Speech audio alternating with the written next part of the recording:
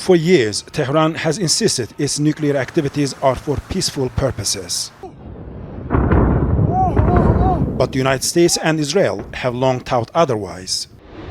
On June 22nd, the US launched a series of strikes using bunker-buster bombs to target Iran's most important nuclear facilities. The US says its attacks obliterated these sites, but Iran insists the damage, while significant, is not as severe as the Americans claim. Independent assessment is difficult. Tehran has suspended cooperation with the International Atomic Energy Agency, accusing the organization of bias in favor of the US and Israel. And we won't let that happen. The US warns it will strike again if Iran resumes uranium enrichment and has repeatedly said Tehran can't have nuclear weapons. But Iran has made it clear there is no turning back. We will enrich as much as we need without accepting any conditions. We may need to have 90% enrichment. Zero enrichment is Trump's illusion. The landmark 2015 nuclear deal limited Iran's activities in exchange for sanctions relief. But the US, during Trump's first term, pulled out in 2018. The situation took a drastic turn.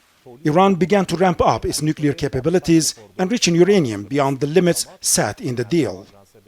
Now, some Iranians believe the policy of restraint has failed and that a nuclear bomb may be the only way to ensure national security. According to the recent national poll, over 68% of Iranian people voted for bomb. Because people now, especially after the recent war, see the bomb as ultimate deterrence that can remove this existential threat. Iran's nuclear program is deeply tied to internal politics.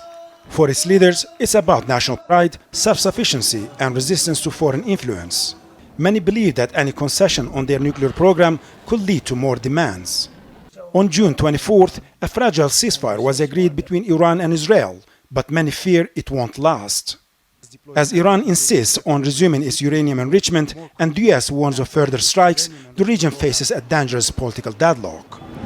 The stakes could not be higher. Further military strikes on Iran's nuclear facilities would likely trigger a series of political, military, and economic repercussions.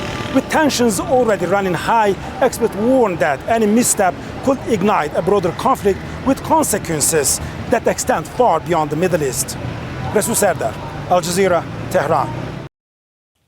Make sure to subscribe to our channel to get the latest news from Al Jazeera.